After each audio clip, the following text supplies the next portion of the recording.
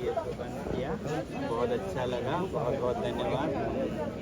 श्री बाबा बालकनाथ मंदिर के आश्रय ले पाए तो वो बहुत अच्छा लगा हमें। हम पिछले 20 दिनों से ले से चले हैं, लगभग 1 महीने के लिए, और इस दौरान हम ले से दिल्ली तक पहुंचने के लिए चल रहे हैं। 2 अक्टूबर को ये लद्दाख और लद्दाख के साथ पूरे हिमालय के पर्यावरण और संस्कृति के संरक्षण के लिए हम ये पैदल मार्च या पद यात्रा कर रहे हैं, क्योंकि आप देख रहे हैं हिमालय भर में बहुत से ऐसे नज़ारे दिख रहे हैं जो कि विनाश के नज़ारे हैं। कहीं बाढ़ आ रही है, कहीं हमारे यहाँ तो बहुत अकाल होता है, फिर फ्लैश फ्लड बाढ़ आती है, खासकर ग्लेशियर्स के जल्दी पिघलने से। और आजकल ये जो मानसून के बादल उठ रहे हैं सागर से, जलवायु परिवर्तन और गर्मी बढ़ने के कारण ये हिमालय को भी पार करके ट्रांस हिमालय में पहुंच जाते हैं, जहां नहीं पहुंचते थे कभी भी लद्दाख या तिब्बत में। तो वहां पर भी क्लाउड बर्स्ट हो रहे हैं, जिससे कि बाढ़ और अकाल के बाद अगला अकाल होता है। वैसे ही यहाँ आप देख रहे हैं जंगलों में कहीं आग लग रही है तो कहीं बाढ़, कहीं जो हम विकास के नाम पे करते हैं 4 लेन की सड़कें जो कि बहुत ढलान वाले पहाड़ियों पर और फिर उससे धंस जाता है। कहीं विकास के नाम पर हम पन बिजली हाइड्रो प्रोजेक्ट्स करते हैं, जिससे कि हमारे बहुत से वादियाँ गांव डूब जाएंगे। तो ऐसे अंधाधुंध विकास शहरों के लिए हम ना करें कि पहाड़ों के लोग ही डूब जाएं या बिखर जाएं, क्योंकि ये जो बिजली है वो चाहे हमारे यहाँ के हाइड्रो पावर से हो या लद्दाख के बहुत बड़े बड़े सोलर प्रोजेक्ट्स जो वहाँ आ रहे हैं उनके वजह से हो, ये जाति बड़े बड़े शहरों में है जहाँ पर लोगों को इसकी कीमत भी नहीं पता होती है। आधा यूज़ करते हैं, आधा मिस यूज़ करते हैं, आधा वेस्ट करते हैं। ऐसा डेवलपमेंट मॉडल अच्छी नहीं है। इसलिए सरकार जो भी नीतियाँ अपना पाए, जो भी औजार संविधान के प्रयोग करके इन पहाड़ों को संरक्षित रख सके वो करे। लद्दाख के केस में हम 6वें शेड्यूल की मांग कर रहे हैं, क्योंकि वहाँ पर 90% से भी ऊपर लोग जनजातीय हों, और ये 6वां शेड्यूल बना ही इसलिए है। और इसी का हमें आश्वासन और वचन मौजूदा सरकार ने 5 साल पहले कई इलेक्शंस में दिए, तो हम उसी वचन को याद दिलाने जा रहे हैं। ऐसे ही प्रावधान बाकी हिमालय के हर क्षेत्र में या जो पहले से हैं या नए बनाने की ज़रूरत है, जिसमें कि स्थानीय लोग जो हिमालय में रहते हैं उनकी सहभागिता हो, उनकी सहमति हो कोई भी बड़ी परियोजना करने से पहले। सिर्फ ये कुछ कंपनियों के ऊपर रहम करम पर ना छोड़ दिया जाए। यहाँ के लोगों को भी क्या यहाँ के लिए ठीक है क्या नहीं है बोलने का हक दिया जाए। यही 6वां शेड्यूल लद्दाख के लोगों को देता है। ऐसे ही प्रावधान पूरे हिमालय में हो ताकि हिमालय संरक्षित रहे, सिर्फ आज के लिए नहीं, आने वाले पीढ़ियों के लिए भी। क्योंकि सिर्फ हिमालय में बसने वाले लोग ही नहीं, कहा जाता है कि ये जो हिमालय में ग्लेशियर्स हैं ये 50 लाख लोगों के लिए तो सीधा पानी का स्रोत है जो कि हिमालय में बसते हैं। फिर 2 बिलियन यानी कि दुनिया की 1/4 आबादी अप्रत्यक्ष या प्रत्यक्ष रूप से इन्हीं ग्लेशियर्स पर निर्भर हैं। तो ये आगे आने वाले समय में पूरे उत्तर भारत के लिए एक बहुत बड़ा चुनौती बन सकता है पानी के लिए, अभी से हम देख रहे हैं। तो इसलिए हिमालय को बचाए रखना बहुत ज़रूरी है। हम लद्दाख से शुरू कर रहे हैं, मगर हमारा परिकल्पना है कि पूरा हिमालय के लोग इसमें जुड़ें और अपने अपने जगह को संरक्षित करें। आप अपने वादी को करें, हम अपने को करें। ऐसा करते करते हर एक समुदाय जब अपने घाटी का, गांव का संरक्षण करे तो हिमालय का संरक्षण खुद होगा। हम खुद करें और सरकार से भी मांगें कि ऐसे प्रावधान लिए जाएं, तो फिर ये संरक्षित रह पाएगा। यही हम आते हुए लोगों से भी कहते आ रहे हैं, अभी आप लोगों से भी कह रहे हैं कि सिर्फ सरकार पर ना निर्भर रहें, खुद अपनी पहल करें अपने को उदाहरण बनाएं कि कैसी हमारी जीवन शैली हो ताकि ये हिमालय जलवायु परिवर्तन से बचा रहे, और फिर बड़े शहरों के लोगों से भी आग्रह करें कि वो भी सादगी भरा जीवन जिएं। तो खुद अपने को उदाहरण बनाएं, लोगों से अपील करें और सरकार से तो बिल्कुल मांग करें कि इन हिमालयों को सिर्फ आज की दोहन शोषण की एक संपत्ति की तरह ना देखें। ये एक भौतिक संपत्ति नहीं है, ये देवों की भूमि जैसा कहा जाता है यहाँ, तो उसका उसी तरह से आदर किया जाए और इसे आगे के लिए संरक्षित रखा जाए। सरकार से क्या मांग करना चाहेंगे, दिल्ली की सरकार?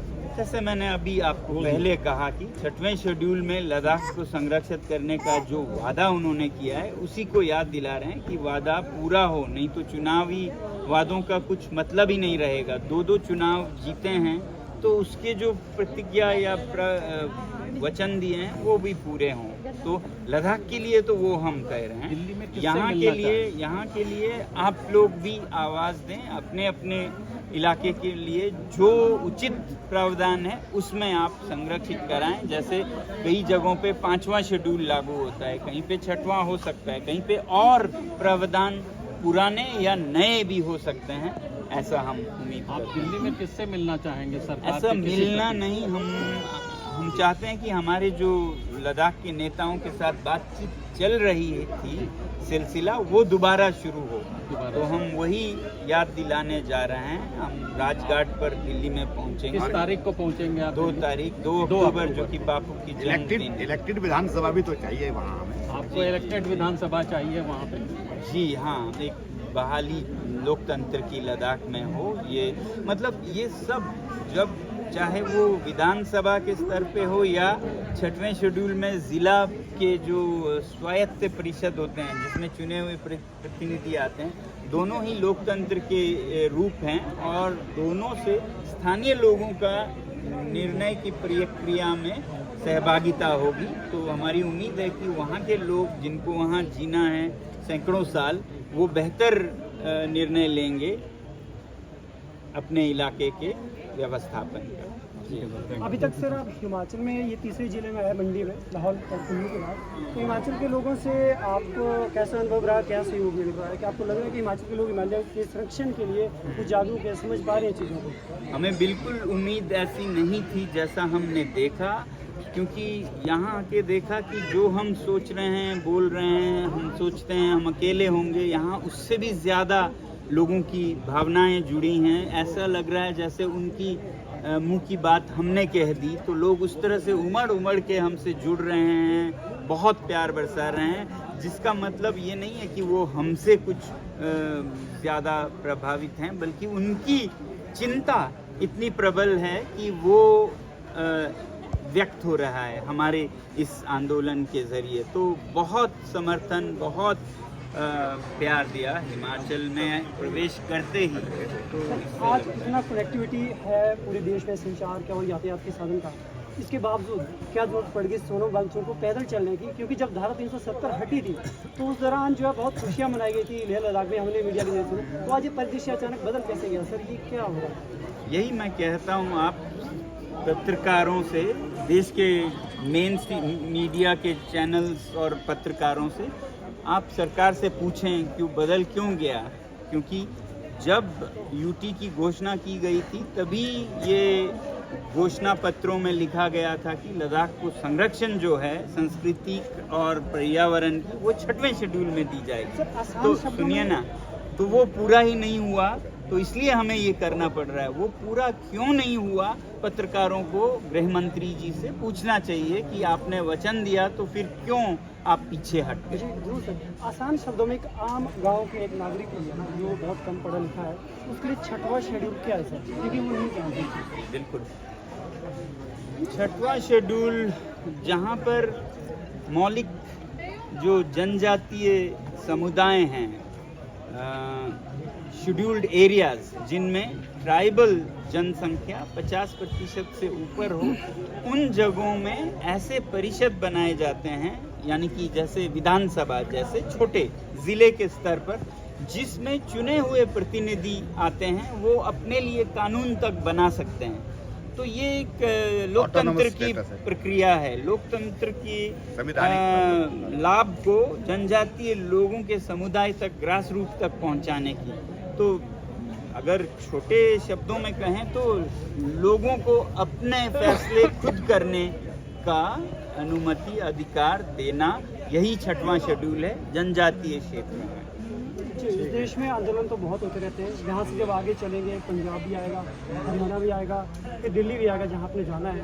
तो यहाँ से आगे के लोगों के लिए आप क्या संदेश देना चाहेंगे, किस तरीके से हम पर्यावरण को बचाने के लिए आगे आए? अपने अपने इलाके में जो आप देख रहे हैं समस्याएं, उनको आप आगे आके, आप किस आंदोलन से कैसे कनेक्ट करें वो फिलहाल? जी हम इस यात्रा यही के कह दौरान। रहे हैं कि हमारे आंदोलन से ज़्यादा वो अपने परिवेश में जो कदम उठाने की ज़रूरत है वो करें। चाहे पंजाब में कोई समस्याएं हैं तो उनको वो लें जो उन्हें ज़्यादा समझ होगी। हाँ, हमारे साथ जुड़ने से एक तो हमारे मुद्दे को, जो कि हिमालय का है, हिमालय का मुद्दा उनका भी मुद्दा है, उसे समर्थन मिलेगा और हम उनके आवाज़, उनके संदेश को आगे ले जाएंगे देश तक। तो हमें उम्मीद है जिस तरह से हिमाचल में लोग जुड़े वैसे ही पंजाब में भी लोग जुड़ेंगे और दिल्ली तक ऐसे ही लोग जुड़ते रहेंगे और 2 अक्टूबर को देश भर से लोग जुड़ेंगे। हम उस दिन याद दिलाना चाहते हैं कि भारत में जो कमी है, डेफिसिट है, वो ट्रस्ट की डेफिसिट है, विश्वसनीयता की। क्योंकि लोग वचन देते हैं और भूल जाते हैं। तो सत्य को पुनर्स्थापित करेंगे, लोकतंत्र को भारत के सुदूर प्रदेशों में भी पहुंचे, लद्दाख जैसे इलाकों में भी, उन्हें बिना लोकतंत्र, बिना जबान ना रखा जाए। और वैसे ही पर्यावरण की प्राथमिकता पर हम जोर देंगे। वही हमारा वही